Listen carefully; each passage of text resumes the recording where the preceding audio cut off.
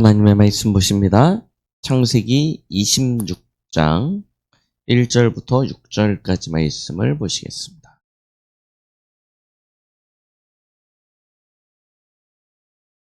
창세기 26, 열왕기하 2장 8절로 11절까지입니다. 열왕기하 2장 8절로 11절까지.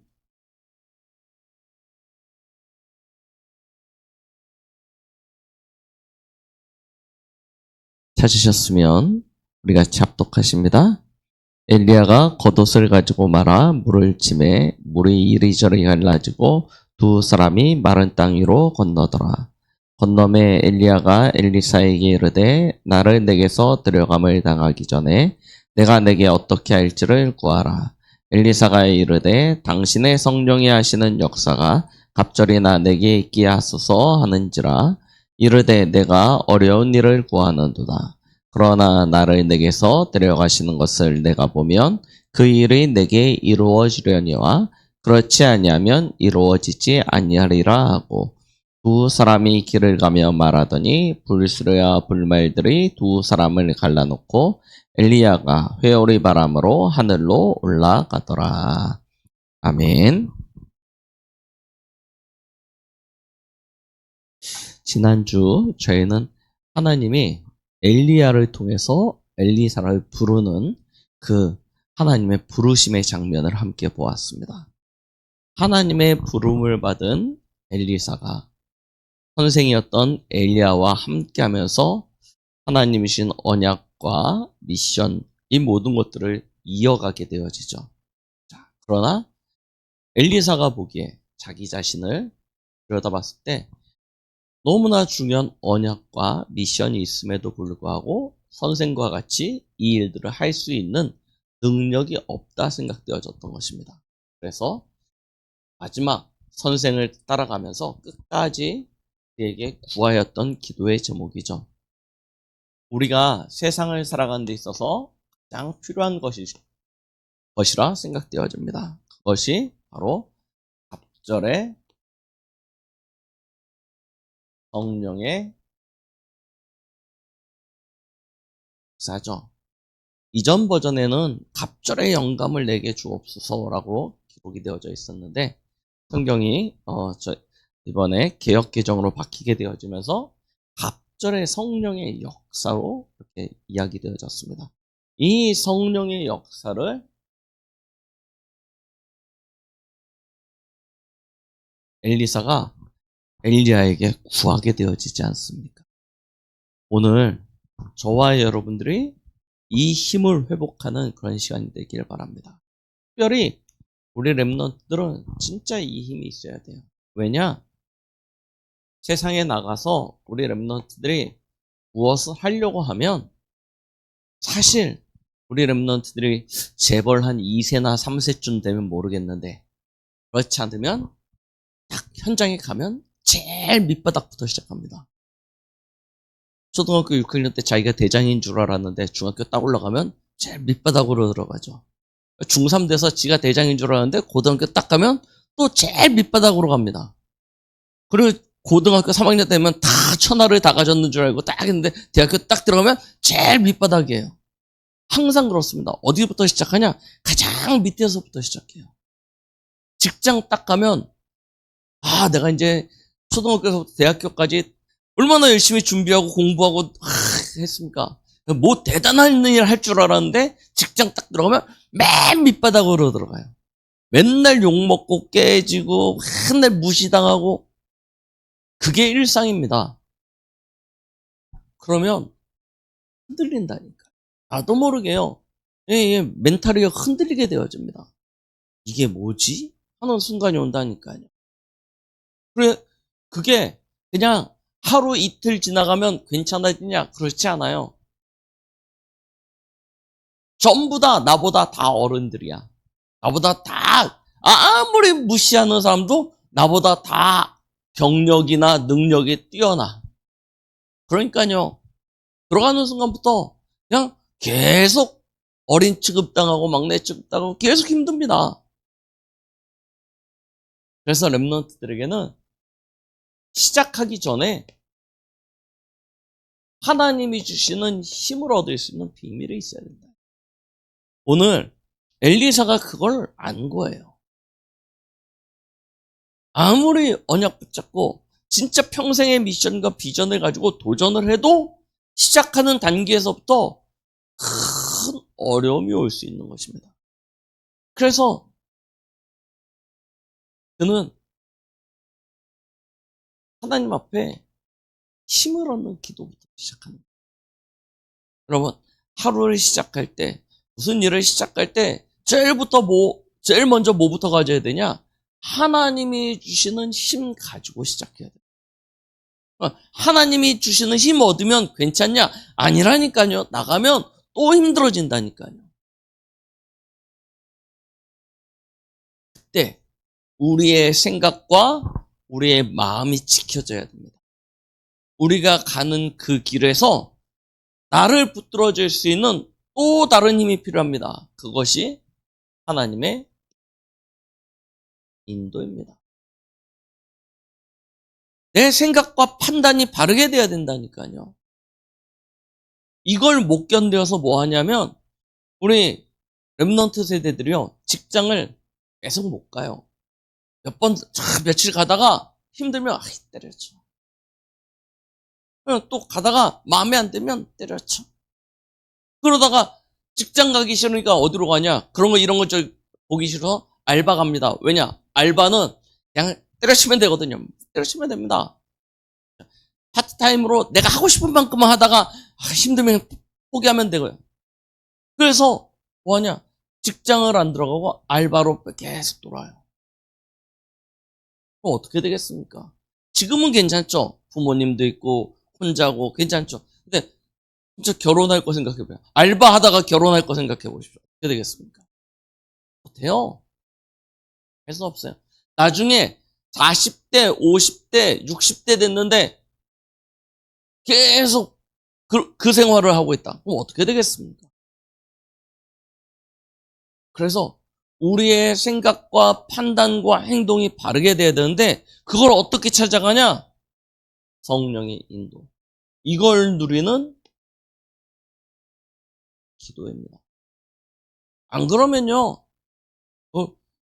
언약이고 비전이고 꿈이고 다 무너집니다. 뭘 제대로 하지도 못한다니까요.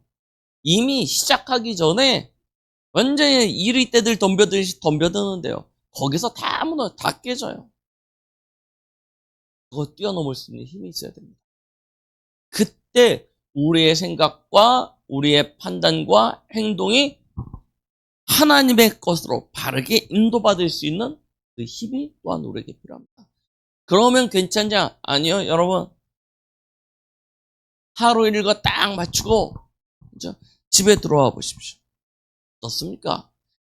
오늘 하루가 진짜 행복하고 너무 감사하고 막 너무 좋아서 막 입이 여기까지 걸려가지고 하하하 할 수 있는 날이 얼마나 됩니까?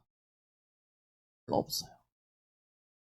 하루 딱 마치고 직장 끝나고 일 끝나고 학교 끝나고 집에 들어와서 막 웃음꽃이 만개해가지고 막 좋다고 하는 날보다 어떤 날이 더 많아요? 인상 쓰고 찌그리고 막 불평하고 막 와가지고 누가 글쎄 있잖아 해가면서 막 그런 날이 대부분입니다. 근데 이게 아무것도 아닌 것 같은데 내 안에 쌓인다니까. 하나하나 쌓여서 뭐가 되어지냐면 상처가 되고 아픔이 되어지고 나중에 가서 불신앙이 되어져요.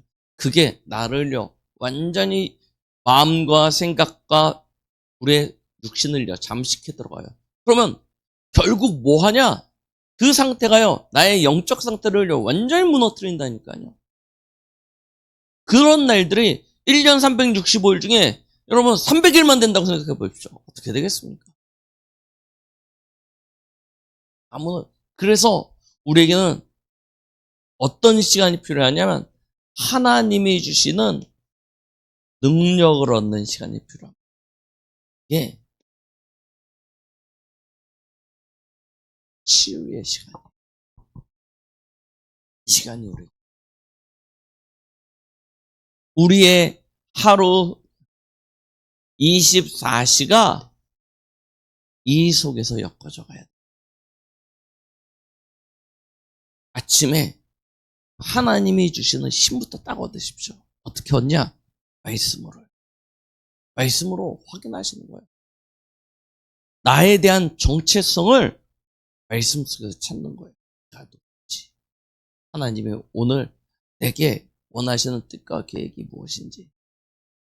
이거 다시 언약과 비전과 꿈을 다시 확인하는 것입니다. 내가 왜 오늘 이 자리에 있습니까? 내가 왜 이 일을 해야 됩니까? 하나님이 왜 나를 이곳에 보내셨습니까? 정체성이라니까요. 이거부터 딱 잡고 힘 얻으세요. 그리고 현장에 나가서 만나는 사람, 사건, 그 곳에서 뭘 누리냐? 성령의 인도. 난 누리는 거예요. 그리고 밤에 돌아오면 그렇게 내가 하나님의 은혜로 살려고 하는데도 불구하고 하루를 딱 마무리할 때가 되면 내 안에 나도 모르는 상태가 딱 있다니까. 이걸요 치유하는 거예요. 하나님이신 은혜와 능력. 우리의 24가 그렇게 엮어져 가야 됩니다. 우리가 여기에 하나님 앞에 딱 방향을 맞추면 하나님은 하나님의 능력과 하나님의 수준을 가지고 우리의 삶 속에 역사하세요. 그러면 우리도 모르게 내 현장에, 나의 일에 더 정확하게 얘기하면 나 자신이 하나님의 영원 속에 들어가게 돼요. 이 축복을 우리는 이제부터 누려야 되는 것입니다. 그걸 엘리사가요. 오늘 열왕기하 2장에 그 비밀을 회복하는 시간이었던 거예요.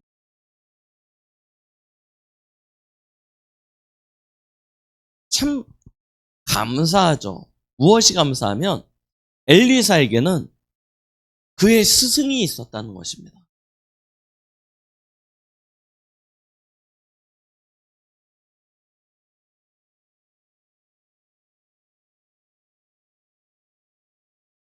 엘리야가 왜 중요하냐면 실패해봤거든. 한번 완전히 무너져봤거든. 이게요 참 중요한 것 같습니다. 우리 어른들이 내가 살아온 과정에 이렇게 막 성공가도를 막 달려가지 못하고 무너지기도 했고 상처 입기도 했고 망가지기도 했고 그것 때문에요. 여러분 고민하지 마십시오.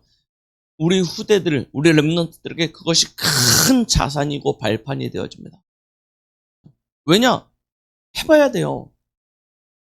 우리 랩런트들은 모르지만 어른들이 그것들을 이미 앞서서 경험하고 그걸 뛰어넘는 힘을 가졌던 그것이 우리 랩런트들에게는 큰 발판이 되어지는 것입니다. 보세요. 엘리야 선지자의 별명이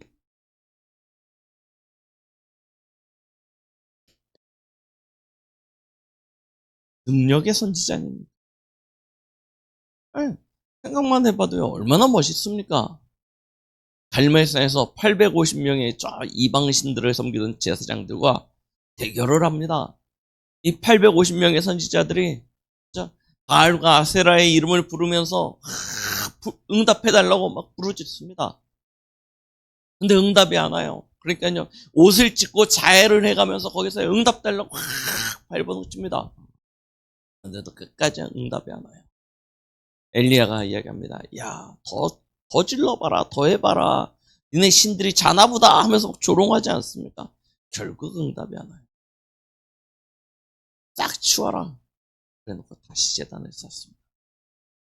제단을 쌓고 거기다가 재물을 올려놓고요. 물을 갖다 붓기 시작합니다.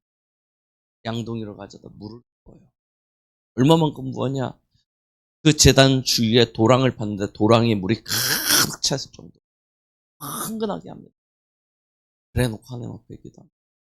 누가 참 하나님이신지 이 백성에게 보여주십시오. 하나님이요 불로 응답하시는데요. 그 물들이요 싹 마르면서요. 하나님이요 하나님 되심을 보여주세요. 얼마나 멋집니까? 엘리야는요 능력의 선지자였습니다. 그가 기도하니 비가 오지도 않기도 하고 그가 기도했을 때 비가 다시 오기도 하고요. 얼마나 많은 능력이 나타나는지 모릅니다.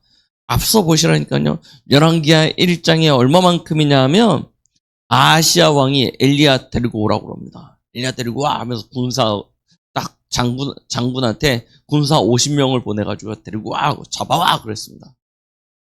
이 군사들이 와가지고 엘리야 여보쇼 왕이 오라니까 갑시다 하고 딱 잡아가려고요. 단숨에 50명의 군사가 다 죽습니다. 50명의 군사와 장관이 다 죽어요. 그럼 왕이요 그 소식을 또 보냅니다. 두 번째 팀이 갑니다. 또 갔는데 어떻게 되냐? 또 죽었어요. 세 번째 팀을 또 보냅니다. 아무리 바보여도요 죽는다는 걸 알잖아요. 그러니 엘리야 무시하고 끌고 앞송해서 가려고 했던 이 장군들은 다 죽었고 마지막 세 번째로 온 사람이 이래가지고는 자기도 죽게 생겼어요. 어떡하냐 와서 싹싹 핍니다. 그 앞에서 싹 우리가 함께 좀 가주시죠. 엘리야의 능력이 어느 정도였느냐? 진짜 큰 능력의 선지자였습니다. 그런데 그 엘리야도 그 큰 능력을 가지고 실패. 큰 능력을 가지고도 실패합니다. 무엇에 실패합니까? 결국 이스라엘은 안 바뀌어요. 이스라엘은 돌아서지 않습니다. 끝까지 하나님 앞에 범죄합니다. 그때 하나님이 엘리야를 하나님의 산 호렙으로 부르시죠. 거기서 언약하시는 것입니다. 다시 말씀을 주세요. 그 말씀의 내용이 뭐냐? 왕을 바꿔라, 선지자를 세워라. 그게 아니라 하나님이 이스라엘을 살릴 수 있는 중요한 키를 주시는데 그 키가 바로 7천인을 찾아 세우라는 거예요. 남은 자를 찾아 세우라는 것입니다. 이 남은 자, 보이지도 않아요. 어디에 숨었는지, 얼마나 꽁꽁 숨어 들어갔는지 찾을 길도 없습니다. 엘리야가 착각할 정도였다니까. 나만 남았구나. 어디에 가 있는지도 모르겠습니다. 완전히 흩어진 자, 숨겨진 자. 어저께 우리 랩런트들에게 보여줬는데, 그루터기에 진짜 도단한 작은 새싹 같은 이런 존재들. 연하디 연하고 흠모할 만한 구석이 아무것도 없는 그런 보잘것없는. 오죽하면 숨어 들어갔겠습니까? 할 수 있는 게 이게 다예요. 그 정도밖에 안 되는 사람입니다. 그런데 하나님이 뭐라고 하냐면 그들을 찾아 세우라. 7천 제자 찾아 세우라. 이 남은 자들을 통해서 하나님께서 시하시겠다.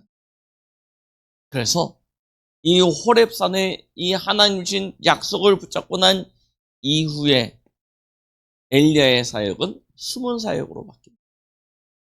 뭐합니까? 베델, 길갈, 여리고 그곳에서 말씀 운동하는 거예요. 선지학교를 세웁니다. 그리고 이 7천인을 찾아 세우는 일들을. 그렇게 열왕기상 19장서부터 열왕기하 2장까지의 이 엘리야의 사역이 계속되어져 갑니다. 그러다가 하나님이 엘리야를 부르시는 시간표가 돼요. 하나님이요 엘리야를 부르십니다. 얼마만큼 정확하냐? 엘리야를 하나님이 부르신다는 이야기가 모든 선지 생도들에게 다 퍼졌어요. 다 알아요. 하나님이 오늘 우리의 선생을 데려가려 한다. 이제 며칠 남았다. 얼마밖에 안 남았다. 할 만큼요. 이 엘리야를 하나님이 부르실 것에 대해 다 알게 되어집니다. 그때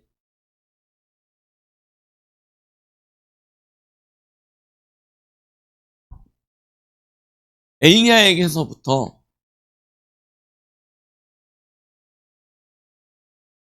정확한 언약을 전달받은 엘리사죠. 어떤 언약이냐?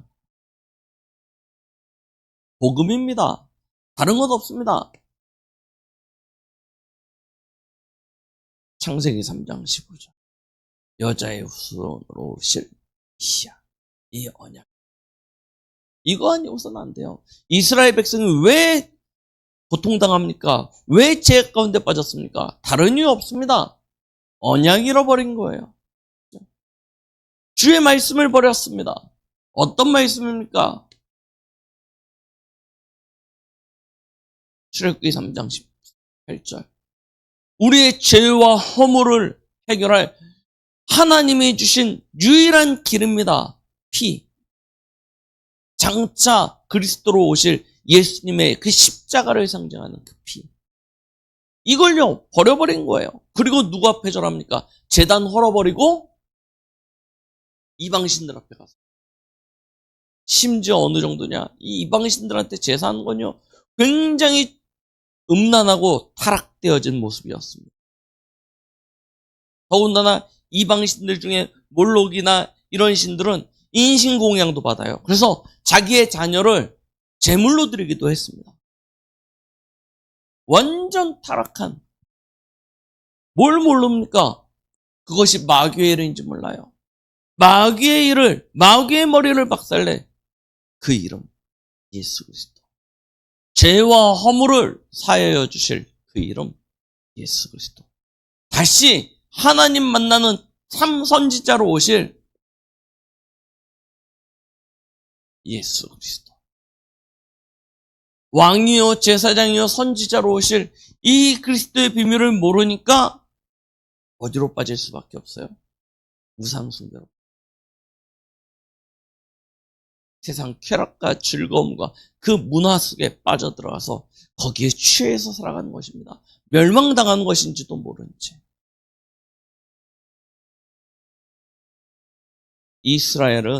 엘리야는 이스라엘의 위기를 무엇으로 생각했냐? 저 악한 왕 때문이구나. 어리석은 백성들이 길을 알지 못하는 것이구나 라고 생각했는데, 하나님은 뭘 알려주시냐? 이라는 거예요. 그들이 너를 버리고 너를 죽이려고 하는 것이 아니라 나를 버리는 것이야. 이걸 알려주시는 것입니다. 진짜 언약 버린 것입니다. 그 비밀을 엘리사는 엘리야를 통해서 확인케 되어집니다. 그래서 연약하지만 모자라지만 힘이 없지만 누구를 찾으라고 하냐면 7천지자를 찾아 세우라는 거예요. 이게 그에게 주어진 미션이었습니다. 이게 엘리사가 받은 미션이에요. 엘리야에게로부터. 보세요. 이걸 이제부터 엘리야의 뒤를 이어서 해야 되는데 어떻게 합니까? 어떻게 하겠습니까?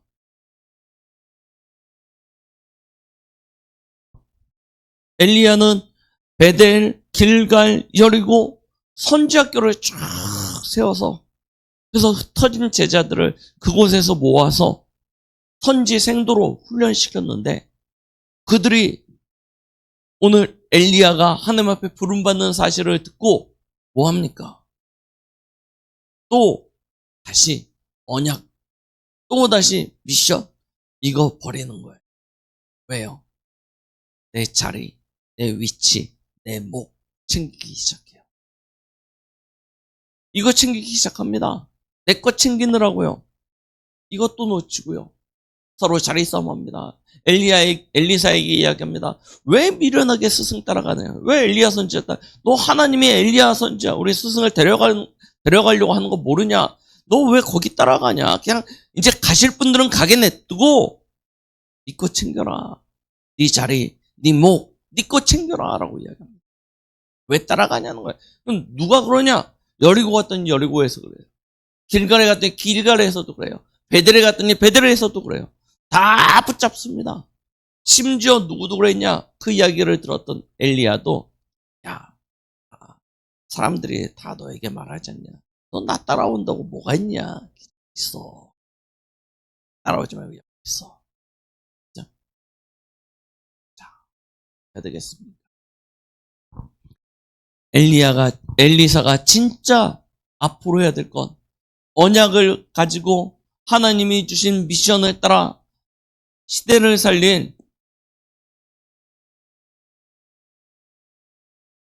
도단성 운동을 해야 되는데요. 이걸 어떻게 해야 되겠습니까? 그래서 엘리사는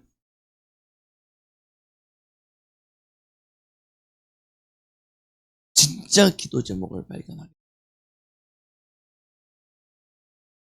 진짜 기도 제목. 이스라엘에 반복되어지는 영적인 상태. 엘리야의 시대가 지나가고 이제 선지생도들이 이 감춰진 7천 제자들이 일어나서 선지생도들로 세워졌는데도 불구하고 또 다시 반복되어지는 그 영적인 흐름. 이거 끊어야죠. 끊지 못하면 엘리사가 한 자리 차지하고 거기서 무언가 역할을 한다고 해도 이 흐름을 바꿀 수가 없는 것입니다. 그래서요, 큰 결단을 합니다. 어떤 결단입니까?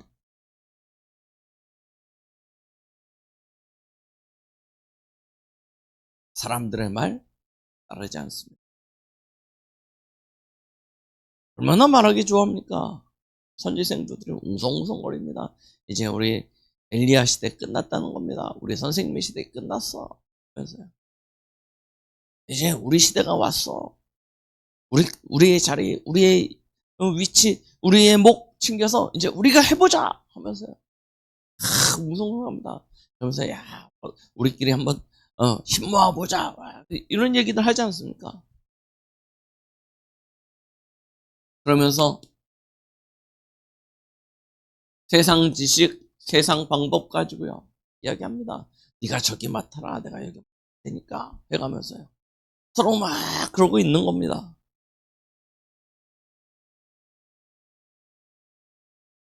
그런데요. 엘리사는 그 무리에 속하지. 그들의 말, 그들의 방법, 그걸요. 철저하게 배제합니다. 그리고 뭐합니까? 끝까지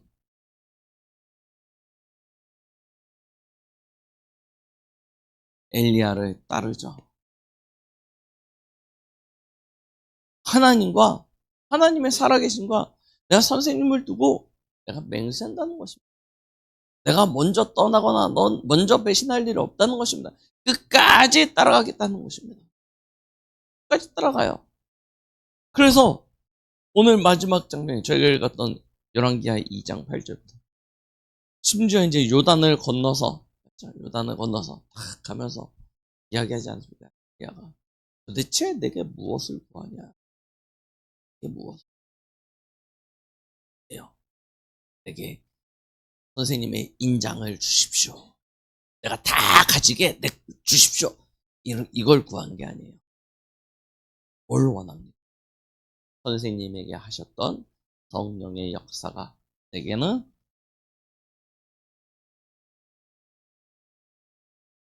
갑절이 나요. 어떤 기도 제목을 가지고 있느냐가 참 중요하다니까요. 우리가 기도를 많이 하는 것, 길게 하는 것도 중요하지만 어떤 내용을 가지고 하나님 앞에 기도하느냐가 완전히 응답을요, 다른 수준, 다른 응답을 받게 만듭니다. 엘리사 보십시오. 끝까지 따르면서 엘리야에게 뭘 구하냐? 선생님에게 하셨던 성령의 역사가 내게는 갑절이 나의 기도를, 이 기도를 딱. 엘리야가 뭐라고 얘기냐면 어려운 거 구하는구나. 그러나 내가 하늘 회오리 바람에 타고 하늘로 올라가는 것을 보면 너에게 그 능력이 임할 것이다. 그런데 어떤 일을 일어납니까? 강을 건너고 둘이 같이 이야기를 하면서 가고 있는데 불말과 불병거가 그들 사이를 갈라놓고 엘리야가 회오리 바람에 올라갈 때 엘리야가 그의 겉옷을 엘리사에게 던져. 그 옷을 탁 가지고요.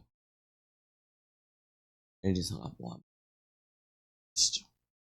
요단에 다시 건너옵니다. 왜 건너냐? 선생이 했던 것 같이 그 옷으로 요단을 치는데 그러고 건너옵니다. 그러니까요, 저 요단 건너편에서 우리의 스승이 어떻게 끝나는지 이렇게 멀리서 지켜보고 있던 선지 생도들이 그 앞에 다 되어지게 됩니다. 이거는요, 내가 니네들보다 높으니까 엎드려 하는 게 아니에요. 무릎 꿇을 수밖에 없는 영적인 권위, 영적인 능력이 생기는 것이죠. 우리 렘넌트들도 마찬가지입니다. 어느 때 현장에 나가서 여러분들이 진짜 리더로, 지도자로 설 수 있겠습니까?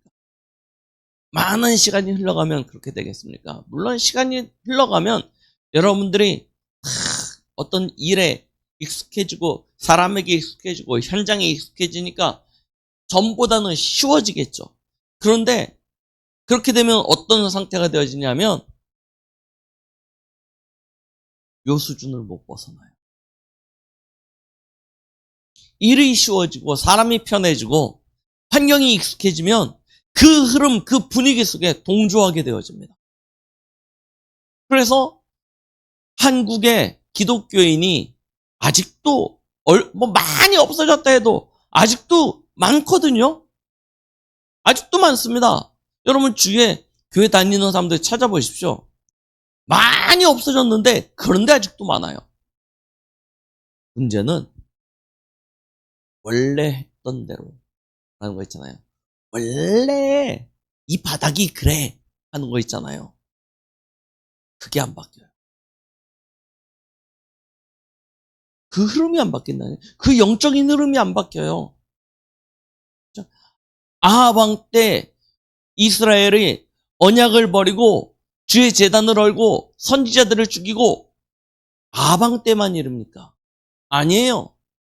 솔로몬 이후에 계속 반복되어지는 문제였습니다. 심지어 북이스라엘이 아람에게 멸망당하고요. 아수르에게 멸망당하고요.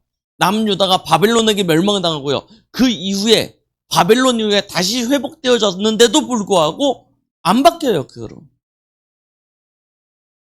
분명히 남은 자들을 통해서 이런 일들이 일어났는데 바뀝니다. 그러면 여러분들도 어쩔 수 없어요. 여태까지 안 바뀌었는데 어떡하겠어. 그냥 그렇게 살아가는 거지. 이렇게 하시겠습니다. 여러분들은 특히 우리 렘넌트들은 영적 서밋, 기능 서밋, 렘넌트의 언약을 가진 이제부터 바꿀 수 있는 준비를 하시라. 틀렸어. 지적한다고 안 바뀝니다. 그렇죠? 바른 말 하기 좋아하는 사람들 막 지적합니다. 막 그러고 막 찌르기도 하고 바뀌냐? 바뀌어지지 않아요. 진짜 바꾸려면 뭐부터 영적인 흐름. 이것부터 바꿀 수 있는 영적인 힘이 있어야 돼요. 그래서 이 세 가지 힘을 가지고 여러분들이 현장에 서야 됩니다. 오늘 엘리사는 그 힘을 가지고 현장에 섰습니다. 현장에 선 거예요. 그런 한 사람이에요. 그 결단이 여러분들에게 있기를 원합니다. 많은 사람이 아니에요. 한 사람이 그 응답 속에 딱 서면 되는 거예요. 하나님이 그에게 약속하신 대로 갑절에 성령의 역사를 허락하시죠.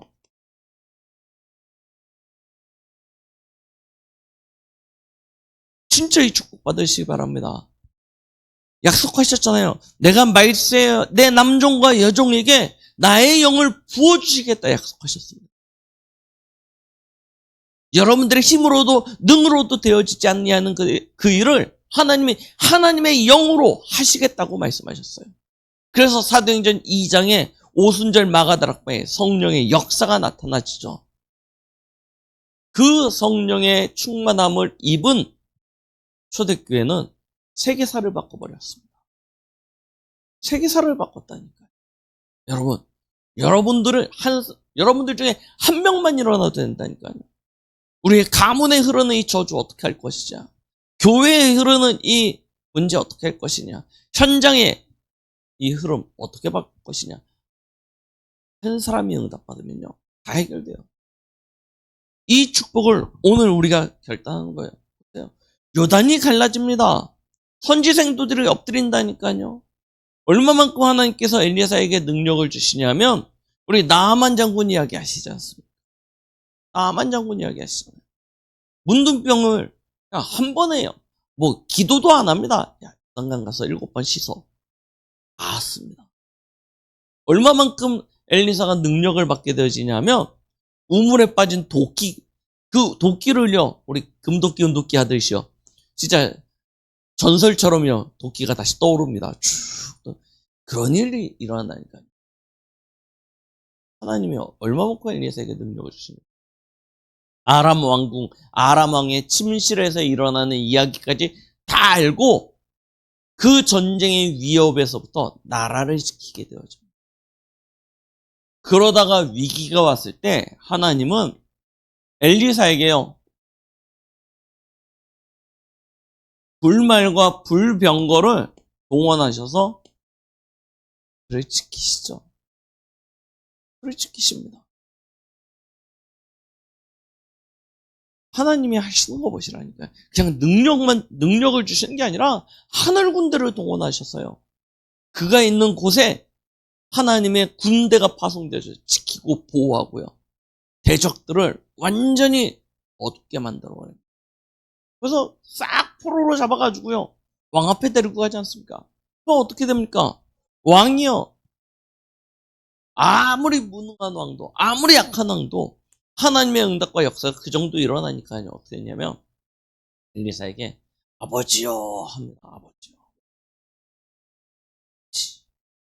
이 정도의 응답이 온다니까요. 그러니까요, 어떤 상태가 되냐, 완전히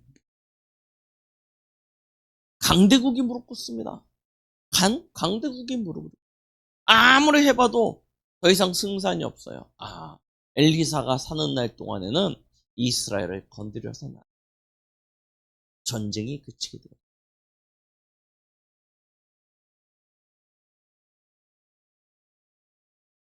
이런 일이 일어납니다. 현장을 살리는 것, 불가능처럼 보일 수도 있습니다. 내 현장에 흐르는 이 분위기, 관습, 원래 했던 거예요, 이게 원래 관례야 했던 이런 흐름들, 이거 바꾸는 게 굉장히 어려운 것처럼 보일 수도 있어요. 그런데요, 어렵냐? 그렇잖아요. 왜냐? 여러분들이 응답받으면 됩니다.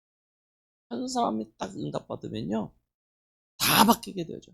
아무리 악한 가족들이 우상숭배 많이 해가지고 제사 몇십 번을 지내고 교회 다닌다고 핍박하고 뭐 해도 여러분들이 하나님이 주시는 응답 계속 받으면요, 너무 못해요. 결국 무릎 꿇게 되어져 있어요. 그 힘을 이제 얻으셔야 돼요. 그래야 이 강북 살릴 수 있지 않겠습니까? 민족과 237, 우리 후대 현장 살릴 수 있지 않겠습니까? 이제는 보여줘야 될 때입니다.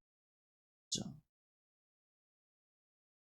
외치고 하는 게 아니라 진짜 조용히 하나님 주신 힘 가지고요, 내 현장에서 하나님 주신 응답과 축복을 누리시면서 보여주셔야 된다. 이 축복이 한 주간 그의 삶과 현장 속에, 여러분들 평생에 여러분들의 여정 속에 나타나진 바 되어지는 은혜가 있길 예수 그리스도 이름으로 축복드리겠습니다. 기도하십니다. 하나님 아버지, 감사드립니다. 오늘 이 예배에 우리 참여하는 모든 렘넌트들에게, 모든 성도들에게 엘리사에게 허락하셨던 그 성령의 역사가 갑절이나 있게 하여 주시옵소서. 예수 그리스도 이름으로 기도드렸습니다. 아멘.